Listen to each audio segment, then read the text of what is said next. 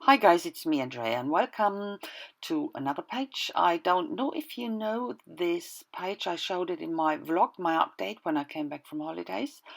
And I will use this flower stamp from Tim Holtz. I bought this fantastic paper in Holland and I tried it while I was there with my watercolors and put layers and layers on top. And I wanted definitely to know how behaved this paper. It's fantastic and I love it. So, and on top of that, I drew this face and I thought now won't leave it like this. I cut it up right and left a bit and on top because it's really, really a big page. And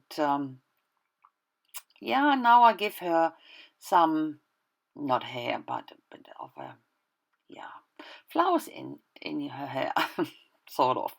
Um, I wanted to go with the watercolors. I'm using a lot of watercolors as well, but then I thought I wanted to have the face in the as a focus in the foreground, and I wanted to get rid of the watercolors here on right and left. That first layer of gesso I put down, it won't mute it down a lot. But so next step is I go in with my Winsor and Newton watercolor makers, sorry, and I put some lines here and there. I'm not coloring it with the pens completely or with the markers completely. Some lines here and there, and then I take my water tank brush and drag the colors all over the flowers, and that's how you get transition and lighter areas, darker areas, and that's what I wanted to achieve. I do that with all the colors or all the flowers, and there where there is no color in the background I use this magenta, and then you can see some of the flowers are peeking into the green and the yellow area, and I will use the yellow and green markers to go over and have it a bit darker there, as you can see me doing here. Do it the same way, use my water tank brush and go over it. It is a joy to work with this paper, I can tell you. That's a Canson. I have the same Canson in, it's a 300-gram paper, watercolor paper. It's this Moulin de Rouge. It's absolutely fantastic. And I always looked for the hot press. I have the cold press. It's already great, but it's still a bit more rougher. Really great, but and I was looking for this hot press and I couldn't find it here. I found it by accident in Holland, so I bought it and for a reasonable price even. So I love it, and it's a fantastic paper. Even I'm starting later with white acrylics, and even that is so fantastic. So I it was a bit of a not enough flowers for me, and I thought no, I can't stamp on that, but at the end I decided to fuzzy cut this stems. It is really fuzzy cutting this stuff. I did that, so I will keep the musks and we'll go on. And I stamp more into the background, and of course I have to go over with my markers again to fill them in with colors. And at the very end, or after this, I didn't show that I put some more stamping farther right and left over the ears, because I thought there was something missing. Not yet, as you can see, there is nothing, but I use now a white acrylic paint because I really wanted to have the right and left watercolor blocks left or completely muted. I wanted to get rid of them. So let's say like this. And the only way to achieve that is with white acrylics. And now you can see I filled in the spaces over the ears with the stamps. Here I use chalk, that simple school chalk, to get some guidelines. I wasn't brave enough to do that with my markers already. I'm using on top of that, I'm using Posca marker in black, and was a bit difficult. I fought with my Posca here until I realized it was simply empty. I thought it had problems to go over the chalk, but no, it was empty. And then shock. I haven't got another one, but I could find one. That's the last one, so I need to buy new ones. And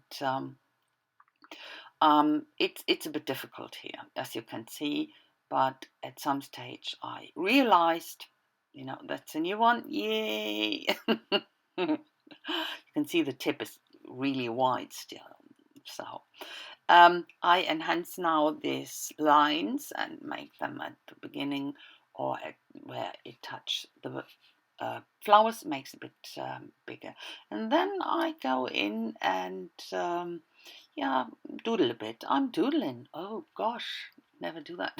Normally I'm not a doodler. I'm not into that. But I thought it needs a bit of, I didn't want to make them in general bigger, these lines, but with these waves, that was exactly what it needed. And I go over the whole lines and make these waves, and I fill them in, of course, that they are solid. And I think that's quite good. I won't show you all the stuff. I've done that on both sides, of course. And here I put some dots around these bigger ends, simply black dots. And the next step was filling white dots into these bigger ends. It mirrors the black ones.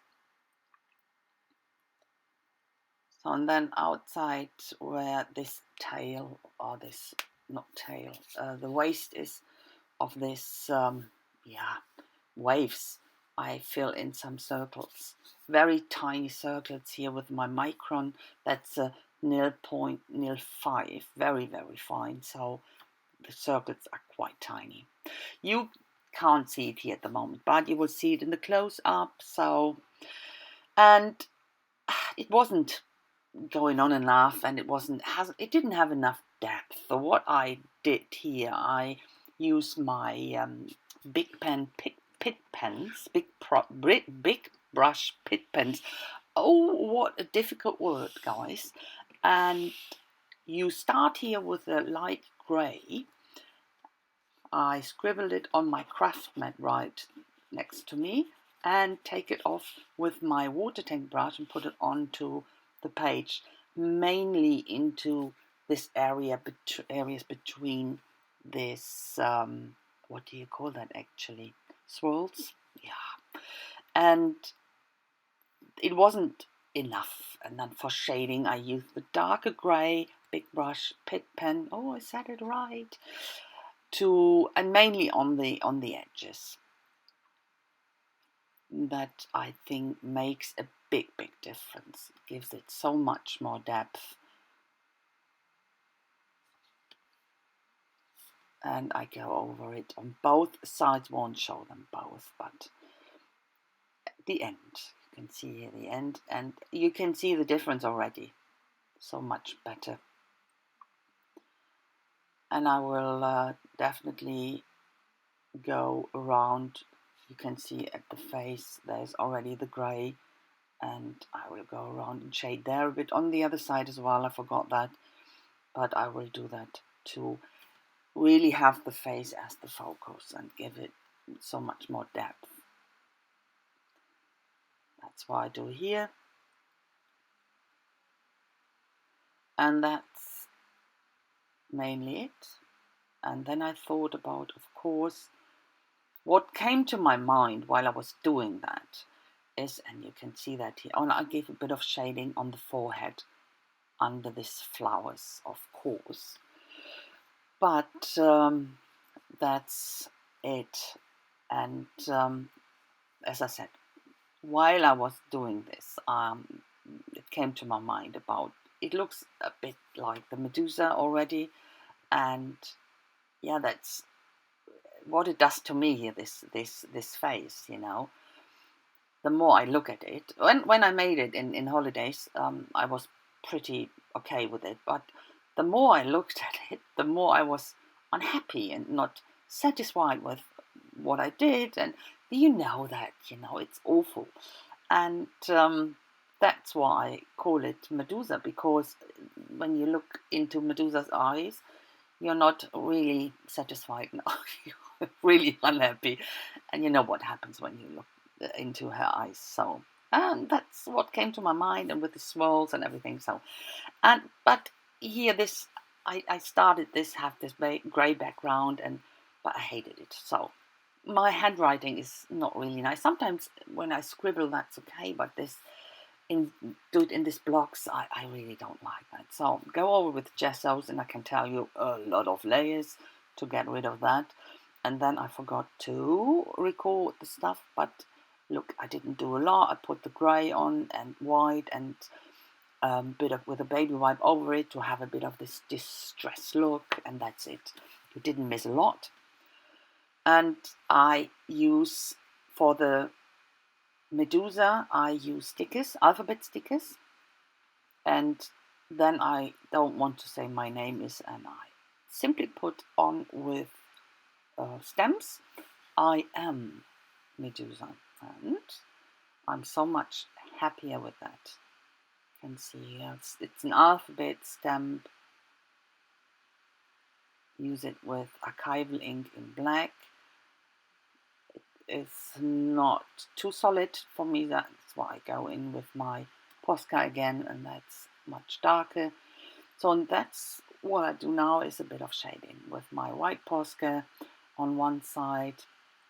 And the funny thing is, what happens here, the Posca was empty as well, the white one. So I go over it with my Sharpie at the end, because I couldn't be bothered to start a new one. I have enough white ones, but yeah. So they gave both up on me today. Okay, that's the white on the left. On the right, I will use my Stabilo All in black and take it off with my water tank brush to get it down. I didn't want to have it that dark. That's why I do it in this way and not paint or draw directly onto the paper. And that's it. That's the close up now, and you can see all these little dots I put on and circles I put on. And here's the title, and with the shading, I think that looks really good now, and I'm happier. So I hope you enjoyed it, and if so, please give me some thumbs up. I would be really happy about that, and leave me some nice comments. So thanks a lot for watching, guys. I wish you a fantastic time, and I hope I see you soon with my next project. So bye bye.